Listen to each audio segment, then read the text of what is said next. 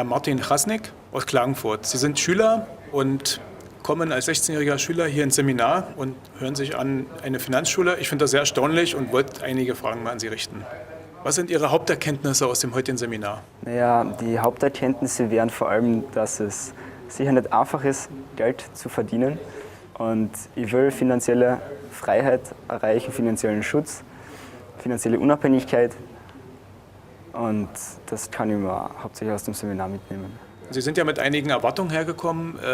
Was waren die Erwartungen und wie wurden die erfüllt? Also ich habe die ersten beiden Bücher von Gerald Hörhan gelesen. Ich hoffe, es folgen weitere. Waren sehr spannend. Meine Erwartung war eigentlich, mit ihm persönlich zu reden. Das hat sich dann beim Mittagessen sehr erfüllt, war ein sehr interessantes Gespräch. Und ich habe mir so vom Seminar sehr viel mitnehmen können. Das war sehr spannend.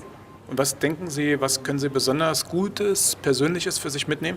Eine Metapher hat mir ziemlich gefallen, die am Schluss war, wo man sich selbst in einen Flieger als Pilot hineinversetzt und auf der Startbahn ist und quasi dann Vollgas geben muss, um wirklich abzuheben und sein Leben selbst bestimmen zu können.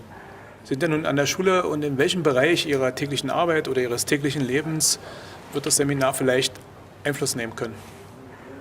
Naja, das Seminar wird in der Hinsicht Einfluss haben, wie ich mit Geld umgehe, wie ich spare und wie ich mit kleineren Beträgen vorsichtiger umgehe. Also rein gefühlsmäßig, was hat Ihnen besonders gut gefallen an dem Seminar? Besonders gut gefallen hat mir, dass wenig Pausen waren, dass sehr viel Input war, dass 2 Vortragende waren und die sich sehr gut ergänzt haben und wirklich sehr viel Input gekommen ist. Herr Chasnik, ich bedanke mich für das Interview. Danke ebenfalls. Das war sehr gut.